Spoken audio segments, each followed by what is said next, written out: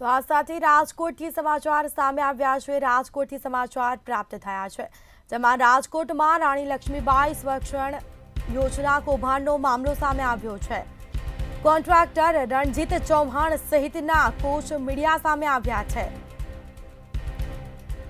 માત્ર જેતપુર અને જામકંડોરણા તાલુકાના સ્કૂલનો કોન્ટ્રાક્ટર રણજીતનું આ નિવેદન સામે આવ્યું। શહેર અને જિલ્લામાં કુલ 6 એજન્સીઓને કોન્ટ્રાક્ટ મળ્યો છે।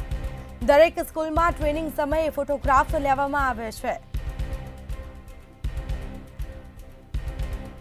તો લોકેશન સાથે તમામ ફોટો એપ્લિકેશનમાં અપલોડ કરવાના રહે છે, જેમાં અમારા પર લગાવેલ ભ્રષ્ટાચારના તમામ આરોપો ખોટા છે તેવું જણાવ્યું છે।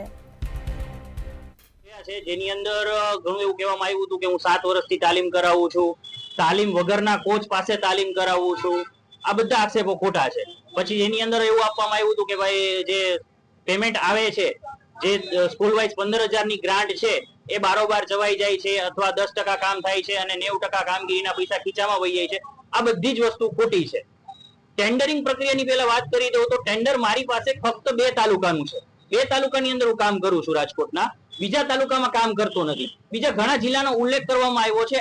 આપ મીડિયાના મિત્રો છો એ જાણી શકો છો ગવર્મેન્ટ પાસેથી કે મારી પાસે ફક્ત 2 જ તાલુકા છે। મારી પાસે જિલ્લો આખો કે આજુબાજુના કોઈ જિલ્લા છે નહીં। 36 દિવસની તાલીમ પૂરી કરો છો તમે? હાજી સાહેબ, 36 દિવસની તાલીમ અમે પૂરેપૂરી કરીએ છીએ। જે સ્ટેટમાંથી એક ગ્રુપ બનાવવામાં આવે છે, જેની અંદર અમારે 36 દિવસ જેટલી વખત તાલીમ માટે જઈ છે કોચ, એનો એક વિડીયો ગૂગલ લિંક સાથેનો મૂકવાનો હોય છે, જેની અંદર ગૂગલ લોકેશન, ડેટ અને ટાઈમ હોય છે। એ સાથેના ફોટોઝ અને વિડીયો અમે ગ્રુપમાં એડ કરીએ છીએ। આ 36 દિવસ પૂરા થાય છે પછી પોર્ટલ પર જ એક એનું સર્ટિફિકેટ બને છે તાલીમ પૂર્ણ થયાનું। એ બાદ જ શાળા ચૂકવણું કરે છે, ડાયરેક્ટલી કોઈ ચૂકવણું કરતા નથી। તમારી ઉપર આક્ષેપ કરવાનું કારણ શું? મારી ઉપર આક્ષેપ કરવાનું કારણ એક જ છે કે બિઝનેસ રાઇવલરી, એ સિવાયનું બીજું કોઈ નથી। હું પર્સનલી કોઈને ઓળખતો નથી, પણ આ એક મારું જે હાલનું સ્ટેટસ છે અથવા મને નીચે પાડવા માટેની વાત અથવા કોઈને ઉપર જવા માટેની વાત છે એ માટે છે, બાકી બીજી મને ખબર નથી વધારે કઈ। તમારી એમની સાથે ક્યારેક વાતચીત કેવું? ના, મારે એમની સાથે કોઈ વાતચીત થયેલી નથી ક્યારે। ક્યાં તાલુકાનું ટેન્ડરિંગ? મારી પાસે જેતપુર અને જામકંડોરણાનું વર્ક ઓર્ડર છે, જેની અંદર હું કામ કરાવું છું। અમે 25 લોકો મળી અને જેતપુર અને જામકંડોરણાની અંદર કામ કરીએ છીએ, જે બધા બ્લેક બેલ્ટ છીએ, જેનું અમે પુરાવા જે તે સમયે ટેન્ડરિંગ થયેલું છે ત્યારે અમે આપેલા છે।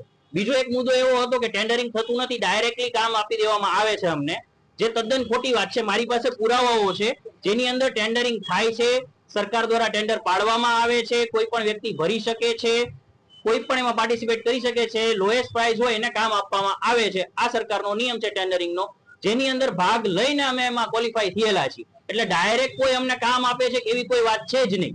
શાળા આરે મિલીભગત કરીને